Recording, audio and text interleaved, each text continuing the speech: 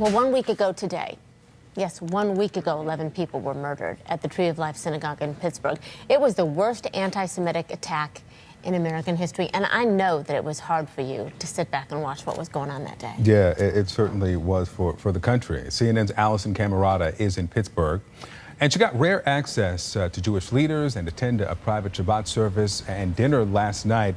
Allison, good morning to you, and we understand that there is this show up effort that's across the country, but there in Pittsburgh, what's planned for this morning? Okay, good morning, Victor and Christy. About 1 hour from now will be the very first Shabbat service of the Tree of Life Synagogue since that gunman came in and opened fire, killing 11 beloved members of their community exactly 1 week ago. So this morning they expect about 1,000 people to crowd these suburban streets of Squirrel Hill from all different denominations to show up and to show their solidarity here to the Tree of Life members. And the man tasked with bringing this community together is Rabbi Jeffrey Myers. We have gotten to know Rabbi Jeffrey Myers during the course of this past painful week.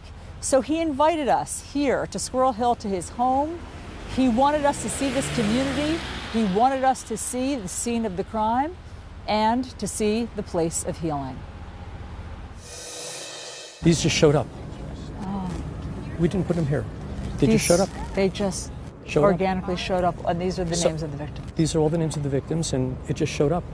And this is just an outpouring of love. Oh my gosh. From countless people. I'm floored by the love. I don't know where the tents came from. These weren't here yesterday. Is that right? This is the rain is coming in. Somebody brought in tents. This is amazing. Just shelter all of these stars. This was not done by the synagogue. We didn't do this. The community did this, and I'm just amazed. And so, amazed.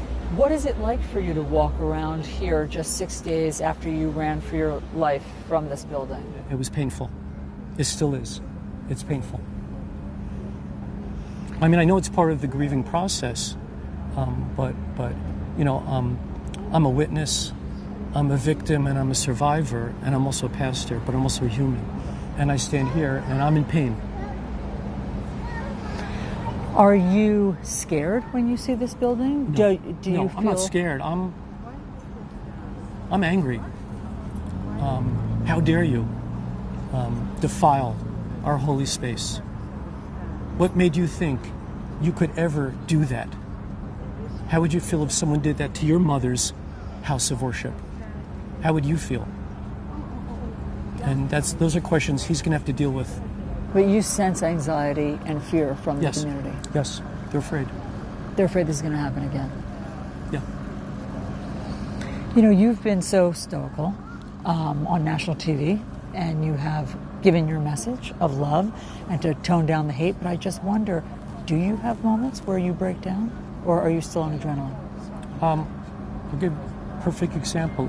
After the last funeral today, it was the last one, we were at Rodef. I appreciate the fact that outside Rodef there's a side there with a contemplative garden. I just sat down there and cried like a baby. I couldn't stop. I thought the procession was waiting for me. I couldn't stop. It just came out. Couldn't stop. Because I haven't held it in me nonstop, but you know, this was the last funeral, and every time I do one, particularly for me, because I'm also a cantor, when I chant a memorial prayer, it takes a piece of my soul away, and I have no more left to give. My tank's empty. And so what do you say to your congregants who say, why? How does this happen? Why? How does God let this happen? I don't believe God lets this stuff happen. Humans have a choice, and this person made this choice. To me, God is the one I turn to when I have no strength, to say, God, give me strength to get through this. And that's what I do. Every moment of every day, give me strength. And somehow, God does. I never thought I'd see the horror of this, ever, ever. Just show me here what stands out to you. Show me when you come here to look at this outpouring of the community. It's the sheer immensity of love. It gives me hope, because it reminds me there are so many good people. And this gives me strength to say, hate will never win. As for what Rabbi Myers plans to tell these 1,000 people today, he explained it to us. He said that he does plan to talk about President Trump's visit.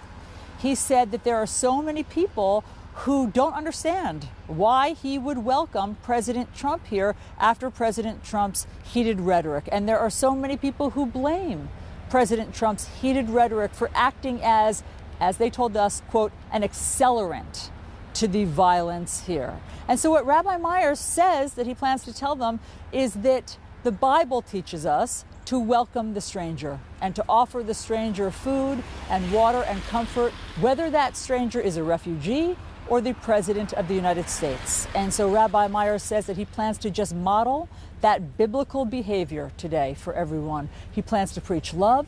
He plans to ask people to try to tamp down all of the hate.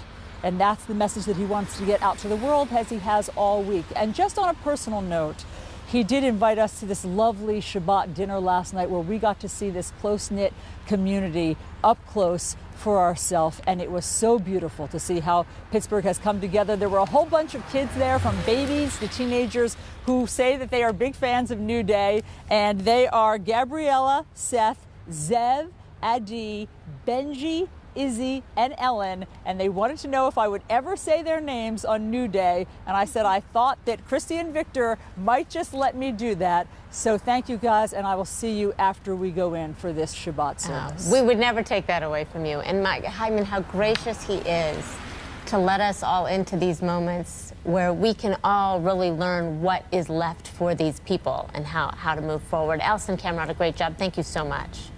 We're back in a moment.